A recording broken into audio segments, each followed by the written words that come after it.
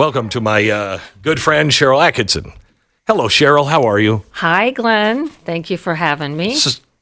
I wish I was in studio with you. I'm sorry too. I'm up at the ranch, but I don't even know where to begin with you. But let's start. You have a new book coming out on the 3rd of September, so it's a couple of weeks away. And it is Follow the Science, which I love. Yes. What is the book and where did it take you? Well, it's Follow the Science, How Big Pharma Misleads, Obscures, and Prevails. And HarperCollins actually asked me to write it. First, I think they envisioned a book picking apart the COVID missteps and the COVID vaccine issues, but we agreed that's been pretty well done by the time this book would come out. And there's some in here.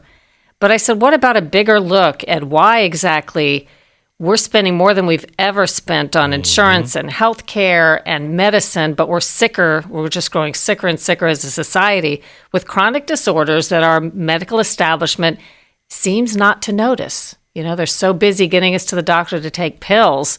The idea that they're looking for the root causes and the things that are perhaps destroying us as a society has kind of gone by the wayside. It's like they can't see the obvious. So this examines the conflicts of interest that exist between news media, government, political figures, big pharma, your doctor, medical schools, medical journals, in ways that actually lead to the destruction of our health.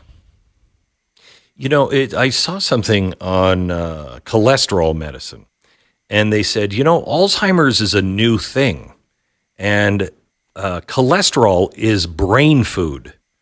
And as we started to lower our cholesterol in our bodies, Alzheimer's started. I don't know. I didn't look into it. I just was listening to this doctor talk. I mean, I do think, and I don't know about that, but I do think we are made sick. Some of our medicines and our cures are causing all kinds of problems, and we don't recognize them. We just go try to find another cure for that one. And the doctors and the government aren't doing their due diligence. It wouldn't be hard to build databases and to find out what side effects are happening and what's, on a population level going on. But they, I think, willfully turn a blind eye.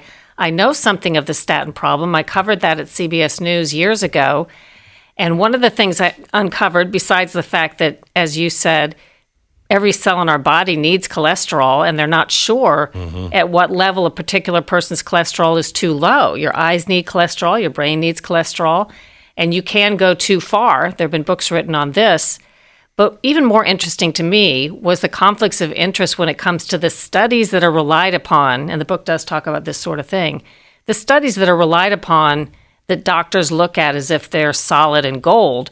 And I couldn't find any of them that were conducted outside of the makers of statins. So I don't know if people understand, even when it's even when it looks like it's coming from a university, these studies are paid for and controlled under contract by companies that don't allow the publication of negative material or, can tweak the data and do certain things.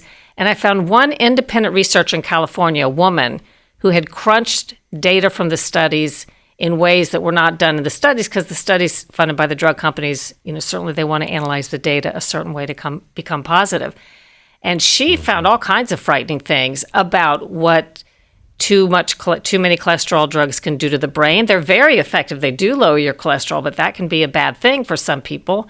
And also there's a link to cancer. Fewer people in some studies were shown to be dying of high cholesterol, and yet she said more were dying of cancer, and that was not included in the study findings that were published because, that was not a positive outcome. So all the time when our doctors are relying on these gold standard studies they read in the medical journals, I think they're naive to not understand how manipulated they are, even by the medical journal editor's own admissions. They've said things such as half or more of the science in their journals can't be believed. That's shocking. I just did a podcast on Edward Bernays, who, as you know, was instrumental in, it was called propaganda at the time until the Nazis kind of took that. And so he changed it to advertising. But the only reason why we have eggs and bacon and toast and hash browns for breakfast is because of an advertising campaign. And he was representing, I think it was the ham industry, and they needed to sell more ham and more bacon. And so he had the idea that, Americans are just having toast and coffee for breakfast. I wonder about ham and eggs and hash browns. That kind of sounds good. He sent that around to all of the doctors in the country. And that's why we have that, because he said, do you think this would be good? And they would say, well, I guess, yeah, that sounds good. And so they would start recommending eggs and bacon and hash browns. It was an advertising campaign for a bacon company. And you'd think and nobody ever knew it. Yeah, you'd think doctors would be more careful. And I'm not here to knock doctors for no reason. My dad's a doctor. My brother's a doctor. There are some very great doctors. But as a profession, they've become wholly controlled by industries, starting in med school. And I do talk about this some. For example, I think people should be shocked to learn that the most popular or referred to textbook in med school, according to many students, is the Merck manuals. The Merck manuals published by the drug company Merck. And as part of my research for the book, I looked up to see what Merck teaches doctors in this popular manual about its own drugs and scandals. And there's virtually nothing, as you can imagine, although they claim there's a firewall between their textbook editorial people and their corporation that sells the drugs. Sure. I mean, it's really shocking. It starts in med school. It continues because the medical associations that give licenses and make determinations, those are co-opted by special interests. And doctors are not doing too often they're not doing their independent, original thinking. They should be calling this stuff out. Did you find that, like everything else, it's a handful of people at the top, or controlling interest or controlling money at the top, and it just keeps getting repackaged? Well, absolutely. And, it's funny that I'm on here with you talking about Follow the Science and some of the money trails, because years ago when you were on Fox News, my husband introduced me to the Glenn Beck Show. And you were on TV with charts and graphs. And I wasn't, at CBS News, I was not covering politics or follow the money stories about this sort of thing. Mm-hmm. So it looked like, wow, this can't be true, because you were following the money with Soros, and you had all these crazy, my daughter calls them, because I have them too now, like there's like ropes and pins and, markers. Right, And, that stuff, as I ended up diving into that as part of my investigative reporting years later, it is true. I mean, you knew that, but I confirmed through my own reporting as well that the same players are funding a lot of initiatives that dominate media and medicine, and also particularly when it comes to the science groups that do the health fact checks, which, as we know, typically dispense with factual information and call it untrue, and then push out their own misinformation under the guise of, hey, we're the fact checkers. So there's a lot of. You want me to read you like a little bit of the connections? Ahead. It's the same thing. I tell you, I had a friend, Richard Melanskafe. He started the Heritage Foundation, and he called me when I was at Fox, and he said, "Oh my gosh, I thought we had beaten these guys." He said the same people and the same organizations that I fought against in the 60s are doing it again. And it's the same story. There's only a handful of these radicals that have so much power and money that are just controlling so much of our life. Well, I'll skip around. Poynter Institute used to be this well-reputed journalism organization, years and years ago, but it's been taken over. Like Duke Reporters Lab, Poynter's funded by Google, Facebook, Craig Newmark, which is Craigslist. In 2015, Poynter got $1.38 million from Newmark and the Vaccine Promoting Bill and Melinda Gates Foundation to influence news coverage of global health initiatives. Millions and millions more over the years from Google, George Soros, Open Society Foundations. Then you go to Columbia Journalism Review, which again used to conduct important watchdog reporting, very well respected once upon a time, but it's turned into it leads like a typical left-leaning misinformation rag sometimes now. Mm-hmm. Well, in 2019, Columbia Journalism School accepted a $10 million gift from the Craig Newmark Philanthropies, And Newmark, Craigslist, also sits on the board of Columbia Journalism Review. And they have all these big initiatives to, these people want to be resources for journalists. They sound independent, and journalists, like doctors, too often don't scratch beneath the surface, and they refer to them as if they're an official resource on news and information. But all they are, propaganda funded by these big groups. And then I'll just mention one more, but there's dozens and dozens. Health Policy Watch touts itself as a nonprofit open access journal, but that's not what it does. It is it's an activist website for issues like climate change and pro-pharma positions on vaccines. I don't know why those go hand in hand, but they always do. And they partner with journalists to spread propaganda about these issues that they want, and they're funded generously with Wellcome Trust, left-leaning Wellcome Trust, which frequently partners with the vaccine-promoting Bill and Melinda Gates Foundation. Yeah. And Wellcome Trust is a bad organization. The head really of bad. Health Policy Watch is a woman who's a left-leaning climate change activist who wrote for the World Health Organization. I mean, this goes on and on, but like you say, you come up with the same names and groups over and over again. Billions upon billions of dollars around the globe, not just in the U.S. They're touching every small group that could influence our thought on these in these areas.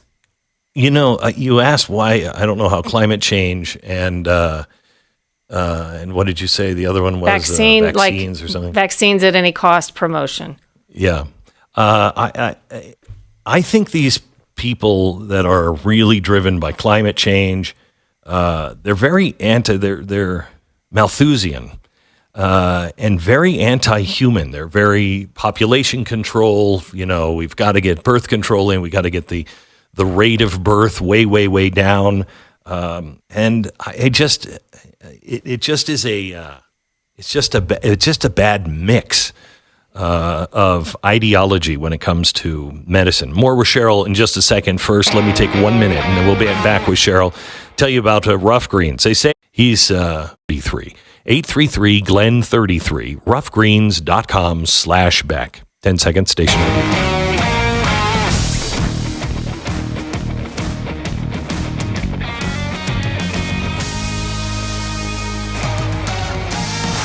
Cheryl Atkinson is an investigative reporter. Her program that you can see is Full Measure, and she is the author of a new book, Follow the Science. It comes out in 3 weeks. Anything that Cheryl writes is well worth. People ask me all the time, who do you trust? Cheryl is one of a handful of people that I trust. If you want the truth, she'll find it. And if she gets it wrong, she will admit that she got it wrong. Cheryl Atkinson, a true journalist in the old sense of the word. Follow the Science. Grab that wherever books are sold. It comes out officially on September 3rd. So, Cheryl, we are riddled with so many problems right now. What's coming our way? Well, I'm afraid a lot more of the same, but I will be reporting on this on my TV program soon, and I know you're interested in the same topic. This is a global battle. I believe there is a global battle taking place between what I will call establishment politicians and grassroots supported political figures. Maybe they're coming out on the left or the right. It's the Donald Trump, it's even the Bernie Sanders types. They're outside the mainstream establishment in many ways and on many topics, and they're quite popular. And it's freaking out the establishment politicians who want to maintain control at any cost and are willing to do anything to keep power. This is an epic battle going on, around the world. I just got back from Poland, one of the places where that's also taking place. It's interesting to me, and you saw it, last couple of weeks with what's going on in Great Britain. The media is ignoring what's really going on there. And I'm sure there's racism, on both sides, et cetera, et cetera. But what's really going on is people are tired of not being listened to. That's right. They are tired of their politicians not truly representing them anymore, but representing, I don't know, a different idea, a different government plan, maybe. I don't know if anyone can really explain it, but they know that they are out of step with the government, or the government is out of step, and the government is starting to do real harm to families, and they're sick of it. And it's the same thing here. Well, one of the biggest issues in Europe, which is not well reported here. In fact, if you Google it, you'll get a bunch of sort of stories that tell you if you're on this topic, you're anti, immigration and Islamophobic. Their immigration crisis is arguably worse than ours. And it's left and right. So I interviewed people on both sides, just back from the United Kingdom as well.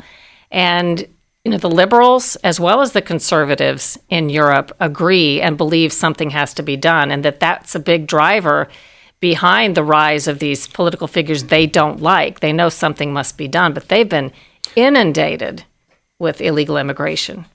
So who's running the shows?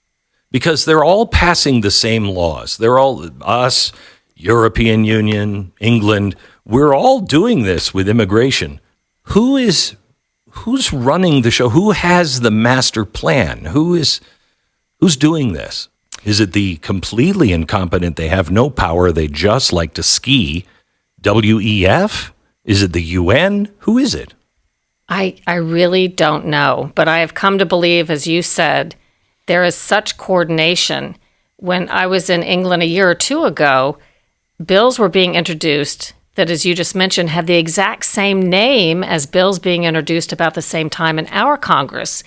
There was also an action when I was there, which I found a little odd just because of the timing, that while I was in the European Union, they passed a resolution condemning Putin's girlfriend, some weird thing to basically say they don't like Putin, fine. But we did the same thing about the same time in our Congress. And that stuff doesn't come from nowhere. Somebody is coordinating.